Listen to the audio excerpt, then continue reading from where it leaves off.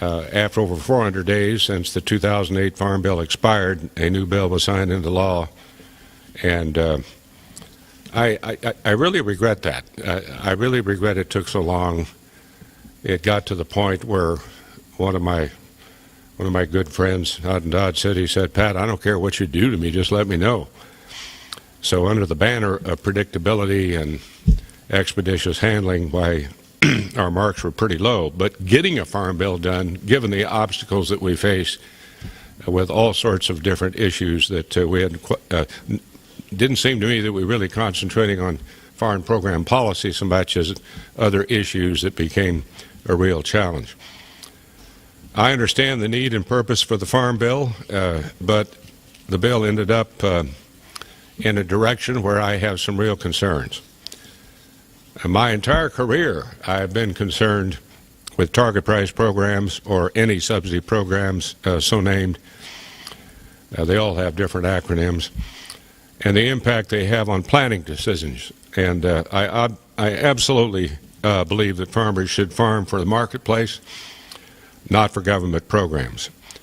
Fortunately, the good news is that we were able to strengthen and preserve crop insurance. You just had a question about that.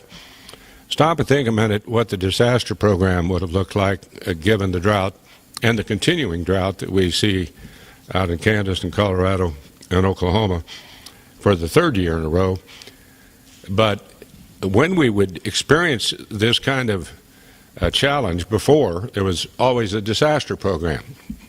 It seemed to me they always occurred on an even-numbered year for some reason. And then a disaster program was a disaster to try to get done, and then a disaster to try to implement, and then the real help to the producer was not really available until the next crop year.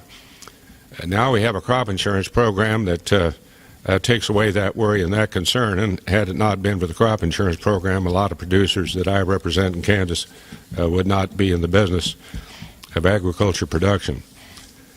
Fortunately, I think the good news is that we were able to strengthen and preserve crop insurance. That was my #1 priority with the Farm Bill. While I had some other concerns, I was very happy to see that happen. And it is true, I think, that crop insurance, with regards to people who are not that familiar with all of the vagaries and the concerns and the challenges that farmers face, it's always low-hanging fruit to chop the crop insurance program, usually to pay for another program. So we fended off the attacks. That was no easy attack or task, but we were able to produce or to provide our producers more options. And Secretary Vilsack indicated to me that he thinks that we'll have most of the issues ready for implementation and ready for the farmer to go in the FSA office to sign up in the fall. Now, I asked him, was that approximately the well, it's hard to pin that down because of the work that they have to do, but they're working very hard to do it. So sometime between the time that the Kansas State Wildcats defeat the Iowa Cyclones in October and Thanksgiving will be the time that that will happen. Another issue I raised with the Secretary this morning is how from every corner of Kansas I hear from farmers and ranchers and small business owners and oil and gas producers who are more than a little tired. It first was concern, then it's frustration, and now it's just outright anger of the federal government's overreach and want this administration to work with them instead of against them in so many different areas.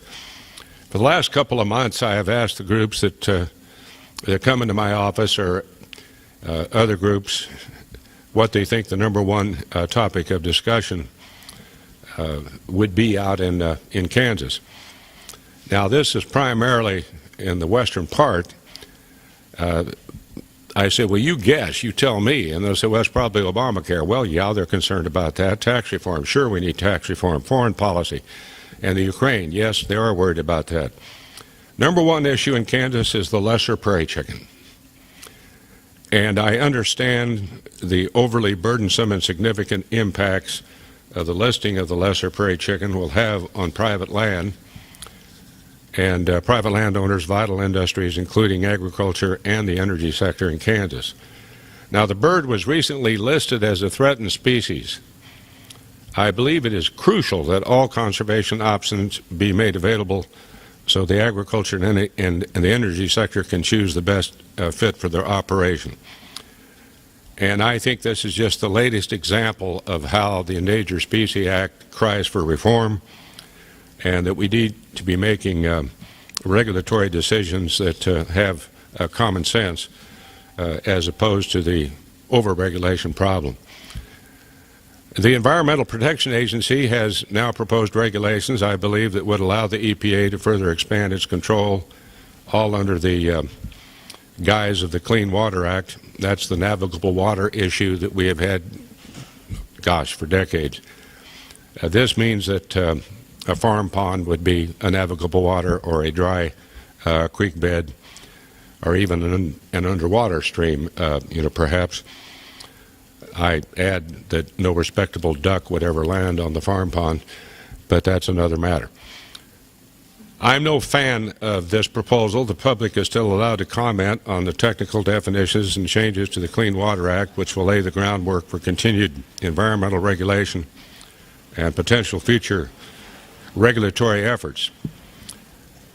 The EPA needs to hear from folks directly that farm ponds, dry creeks, all water, storm rain, ground simply should not be regulated as if they are a river like the Missouri River. And our producers are facing an ever-growing list of challenges, many of them that are being created by their very own government. Now, I'm not trying to get in the doom and gloom business, but we're still fighting rural fugitive dust. That's been around for several decades. Navigable waters, that's been around for several decades. Then we have the Endangered Species Act. West of us, it's the sage grouse. There's a lot of problems here, and you got a 5-state area, and each state came up with their own plan.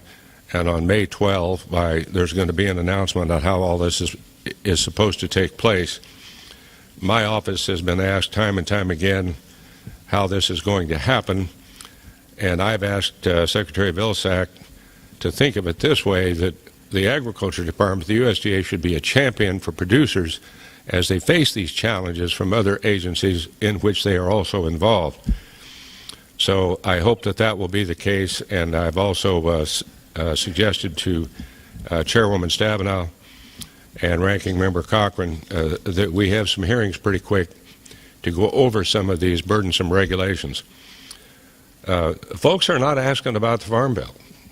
They're asking a little bit about trade, but they're mostly asking about regulations that they think are absolutely counterproductive to their operation and simply do not make sense.